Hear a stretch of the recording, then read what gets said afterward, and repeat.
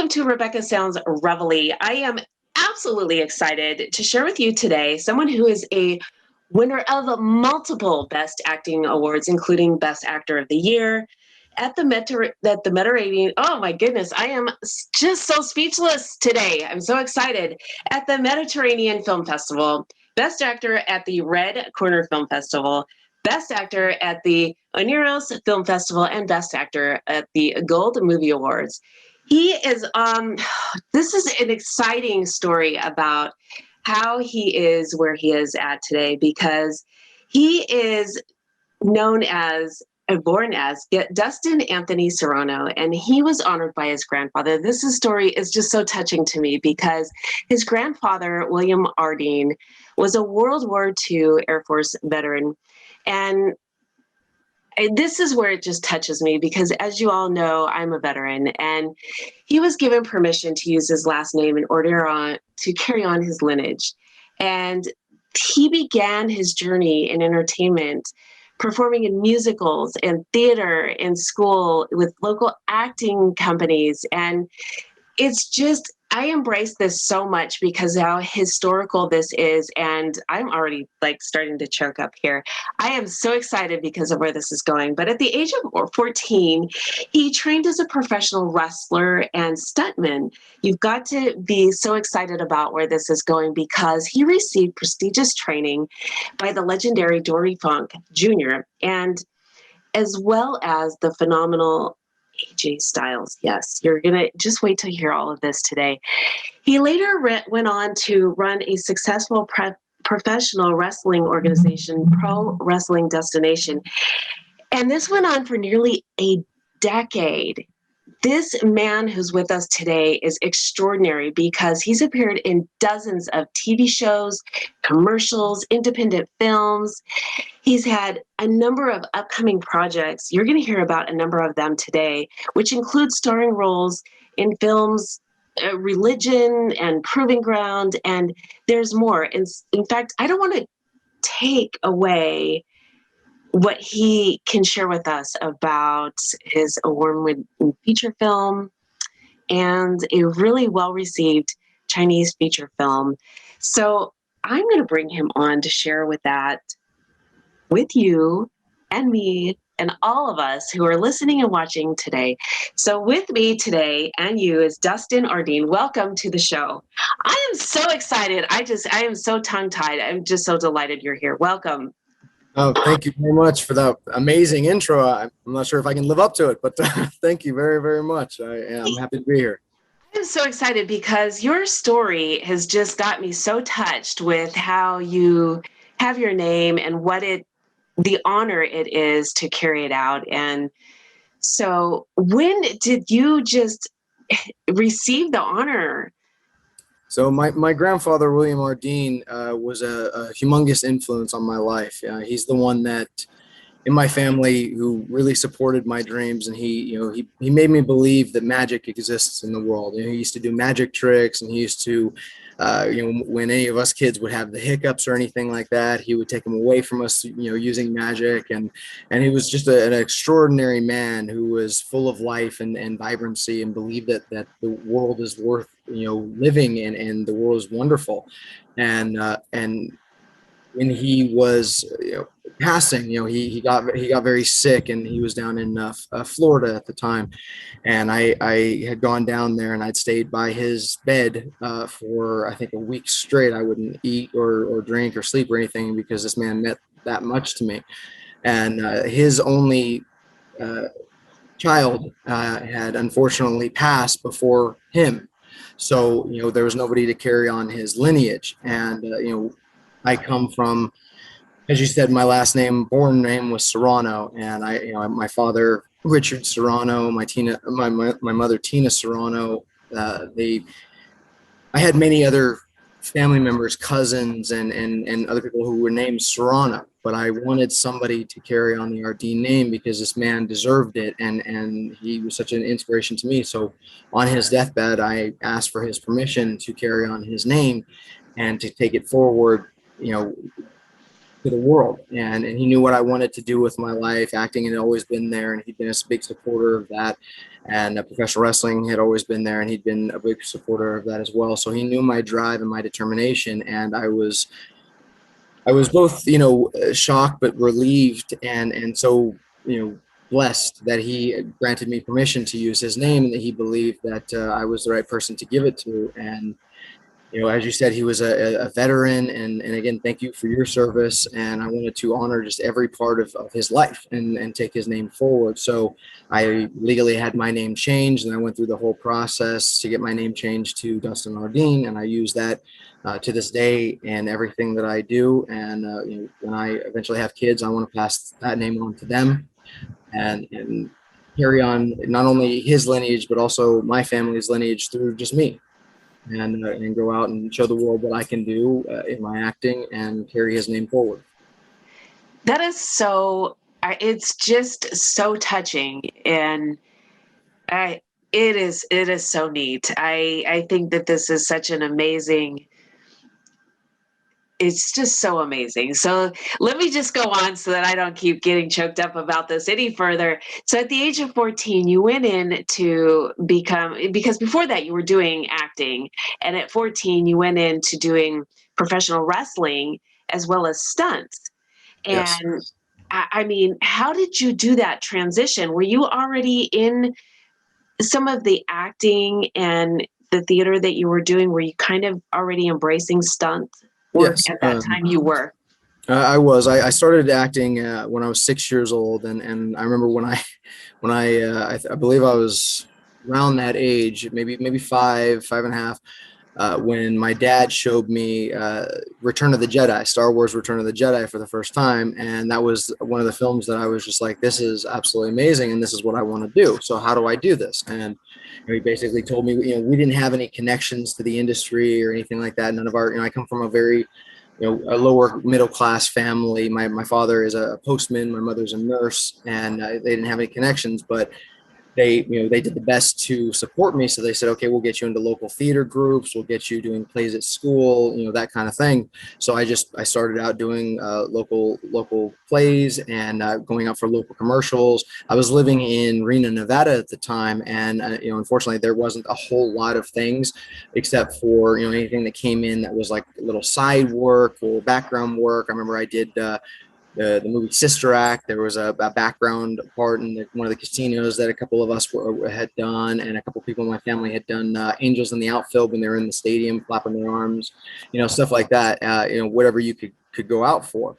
And but I wanted to be more than that. I wanted to be the best actor I could, and I really wanted to hone my skills. So I started studying everything that I possibly could, and wanting to go to the best schools. But unfortunately, they didn't have the money to send me to the best schools. So just doing everything that I could on my own, studying all the greats, the Stanislavski method, method acting, everything that I could do, every book that I could get my hands on, I studied and read. And that's how it pretty much went from the age I was about 6 to about 14, just doing what I could. I'd won a couple of awards at the Lake Tahoe Shakespearean Festival. I played Iago in Othello, and I played Hamlet, and I won awards for both of those. And then around 14, I knew that professional wrestling was like kind of my second love, and maybe because of the way that I was built, or because of where we were around, or the connections that we did have. My mother actually grew up in Texas, so she knew Dory Funk about his training camp, and which had actually then moved to Florida. So when I was 14, I went down to Florida for about I think it was about 2 months, and trained with Dory. And then my whole family moved up to Pittsburgh, Pennsylvania, and that's where I started training with the phenomenal AJ Styles, and the Ballard brothers, and a couple other well-known people in that industry. And for a long time there, I was doing stunt work, I was doing professional wrestling, and always, as mentioned before, when I was on theater, I was stage combat trained, and I learned to fall, and I was like, okay, well, if I can use my ability to learn to fall and to take a hit and to not be afraid, because I'm not afraid of doing a stunt or falling from big platforms. I was always the daredevil kid that was like, "Oh, jump from there, okay," So I always had no problem doing it. So stunts came very natural to me. And I remember I was in the movie War of the Worlds. I worked on that with Tom Cruise for about a week, and I was like right next to Tom, and Tom gave me a bunch of great advice on set, and actually gave me a local paper that they did in Pittsburgh, Pennsylvania, saying a local actor follows Cruise's lead. And when I was on set with him, I met a couple of like the Hollywood stuntmen, and they kind of found out about my background, and they were like, "Hey, we need somebody for this upcoming little shot in this movie." So when Tom Cruise's stuntman is on the top of his car in that movie, and they're barreling through people, and people are jumping and rolling out of the way and stuff, I got to do that. And then it just came more work over here, more work over there. And anytime I sign on to a movie now, I always tell them I do my own stunts. You don't need to pay for that. I want to commit fully to the character. As a classically trained method actor, it's not just gaining or losing weight. It's fully committing to the entire part of the film. So if there's a fight scene, I want to do the fight scene. I don't really like to use body doubles or stand-ins or anything like that, because I'm the one casting the role, right? So I should be there. I love it. I'm not a diva personality or anything like that. So I want to be fully embraced in the character, and going above and beyond for the director to be able to get the shots that he wants is my commitment to the film. And that's what I want. This is really exciting. And I love how you are embracing every part of what you're doing. You want the full embodiment of all of it. This is really neat. Now, you went on to have your own organization for an entire decade. Yes, Pro Wrestling Destination. We opened it up. I believe I was in somewhere on the East Coast. I've lived in almost every state in the union. I've traveled around quite a bit in my life, and so I was on the East Coast, and it was decided I was doing theater school out there at Indiana University of Pennsylvania. And so I had decided I'm gonna go back out to California. But on my way to California, I was gonna stop and see family members that I have. Again, I have family everywhere, but I have family. My mother at the time was in Reno, Nevada. Went out there, and the idea was hatched to create an organization, because they'd never had anything out there. I grew up there and had to move across country to start my journey of professional wrestling. And I was like, well, I'm here. Let's start one, and do it the right way. We actually started it from nothing we had a weekly wrestling television show. We would do monthly shows where we bring out the big stars. Many of the same that had trained me. We'd brought out like Honky Tonk Man, Jim the Anvil Neidhart, Bret the Hitman Hart. We'd brought out many big names, and I was at the time I was doing that. I was also continuing my acting, and I was traveling back and forth between Nevada, California, Pennsylvania, Montana. Many different areas to do both acting and professional wrestling. And about a decade in, because running a business is, as anybody who's ever done that before, is a lot of work. And I noticed that it was kind of overtaking my acting, and that's not what I wanted. Acting was my first love. So it was a hard decision, but we had made this decision that we had just done a humongous show at a couple of the casinos out there on their big casinos floor, and we had taken it as far as we were possibly going to be able to take it without knowing people with millions of dollars or anything like that. So we had made the decision. All right, I'm gonna sell it, and I did that so that I could move out to California to attend a school that I'd always wanted to go to, and I used that money to go to the New York Film Academy. And I enrolled in the Film Academy. I used the money from the sale of my business to attend that school, because I always heard, they shoot right on the Hollywood backlot, and they're a tremendous school. And but it's an expensive school, So when I made the decision to do that, I actually slept in my car for the whole 2 years that I went to that academy. And I go to school all day, and there's a gym that's actually right very close to the school, so I would walk over and shower at the gym or anything like that, and then sleep in my car, get up and do it all again. And I did that for 2 years while making connections here in Hollywood. I shot my first lead in a feature film called Ariadne, that I've won a couple Best Actor awards for, and I gained about a little over 70 pounds for that role. But we shot that while I was at NIFA, because I met the director, Adrian Rodriguez, at NIFA, and we decided we're going to do this. We're going to make it. We're going to get it out to the world. And now that's been out to Blu-ray, DVD all over the world, and came out at Walmart and Best Buy, and which has been amazing. And it's been so grateful to have won so many Best Actor awards for that role, and to see it succeed. And you know, I'm moving forward from there. Like you come out here, you do that, you go to school, and boom, you want to hit it hard. So that's what I'm doing. Let me share that. That passion that you have, though, is so important, because oftentimes we feel like it is so difficult to pursue something. But if we really put our mind to it and we buckle down and we say, I'm going to go after what I want, no matter what it takes. If that means I've got to live in my car for 2 years, I'm going to live in my car for 2 years. But look at what you've achieved because of that. And sometimes we just really have to buckle down. And it doesn't necessarily mean that that's what we have to do, but we have to look at certain things in our life and say, I have to cut corners here because I want to pursue this. And if I want to reach this dream, then this is what I'm going to have to do.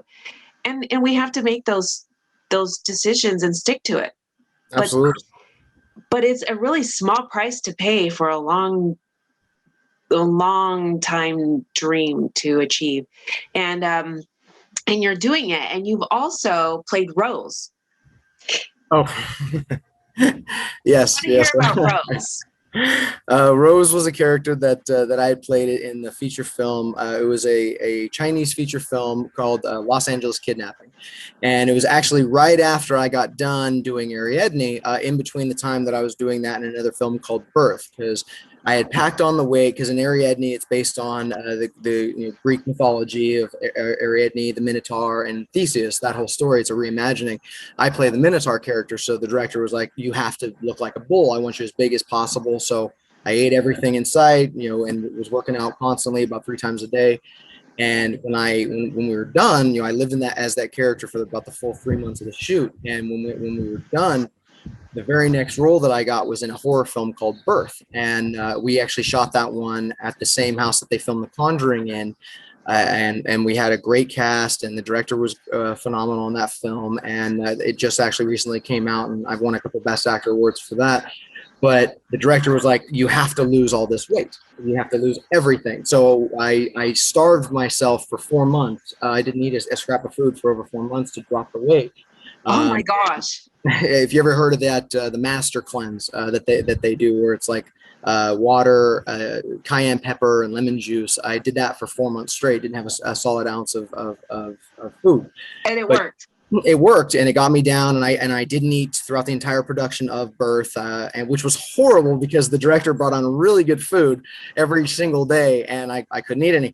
But the film came out great. Like I said, I've won a couple Best Actor awards for it, so it was well worth it. And during the time where I was dropping, I got offered the role as Rose, and it was a $3 million Chinese film called Los Angeles Kidnapping that was filmed out here. Now, originally, I had I'd gone down to the audition, and they basically said that they wanted like a big burly biker, which at that time I was about 60, 55 pounds, depending on where I was, heavier due to Ariadne, and but they wanted him to be very effeminate, and they wanted him to be just very out there. And so I did my audition, and they didn't expect me because it goes back to that whole branding thing, and how Hollywood wants to brand you. And I had a teacher one time that told me, if you get typecast, you should be so lucky, because that means you're working all the time, because there's a lot of actors that aren't. So getting typecast and then being able to break the mold is okay. So I don't get really cast for comedy a lot, but I am classically trained. As I said, I have done plenty of stage roles on comedy, plenty of acting roles in the comedy genre. So when I did it, it kind of blew everybody away that I was able to do that. So they immediately hired me, and originally the role was very small. I think it was like an under 5 in the film. And when I got on set, we shot up in the Hollywood Hills somewhere, and I go and nobody's there. I go to this house, and it kind of looks like a Colombian drug lord's house, and it has like an open foyer, and nobody's there. And like one or two people are walking around. I'm like, is this the right spot? And they're like, oh yeah, they're out filming an off location scene. They're on their way back now. So about 45 minutes go by, and then like 5 U-Haul trucks full of people, just barrel out, and everybody starts immediately setting stuff up. And I'm like, okay, we're making a movie. So they're setting up, and they're telling me how they want the film to go, or the scene to go. And like I said, originally there was only a couple lines, but I knew the character, and I put so much work into the character, and I asked the director, can I ad lib? And he was like, oh yeah, go ahead and ad lib. And so I ad libbed a ton, and I kind of the other actor that I was working with, the lead in the film, was kind of like, I'm not going to say off-put by me, but he was like kind of thrown with the whole situation, because it was a very different kind of scene. And so I was like, okay, I'm going to make this as uncomfortable to him as I possibly can. So I did many different things he was not expecting. There was one second where I caressed his face. He wasn't expecting that. And I just did so many things. And the director's assistant came over to me, and they were all looking from Video Village. And she's like, he's loving everything that you're doing. Just keep at it. Go harder, go more, go more. And I just kept it up and kept it up and kept it up. And not only did the scene actually get extended to where I believe the scene is like a full, 8 or 10 minutes now, but I was actually put in the trailer for the whole film. And when the trailer for that movie came out and my character comes at the end of it, I was just blown away, because originally it was this very small role that I had, kind of just made my own, and then it became part of the trailer, and that's what people kind of remember from it. This is exciting. So I was very happy for Rose, and when I show it to family or friends or people that have known me for years, they can't believe it's me, or whatever. But I had a lot of fun playing Rose. Rose was a great character, and even though it was a small character, it was a wonderful character to play. And then going from Ariadne to Rose to birth, it was a great break between drama and horror, to be able to do that comedic role. Absolutely, because that gives you a lot of versatility, and it shows your skills and creativity and so much more. And I know that you have some other upcoming roles. I don't know if you can talk about them yet. No, I the ones that I can talk about, I definitely will. I just did a couple auditions, one for a Netflix pilot, another one for a feature film, and I just got offered a supporting role in a different feature film that they're shooting out in Turkey, I believe. So I was very happy about that. I'm not sure when they are, but due to the ongoing pandemic. But one of the feature films that I have on par right now that's slated, and I think that they were getting the financing when the pandemic hit, so I'm not sure exactly where everything is, but it's called Proving Ground, and it's a psychological horror film, thriller horror film, and I star opposite Dominique Swain and Vincent Ward from The Walking Dead, and so I'm really excited if we actually get to shoot that one.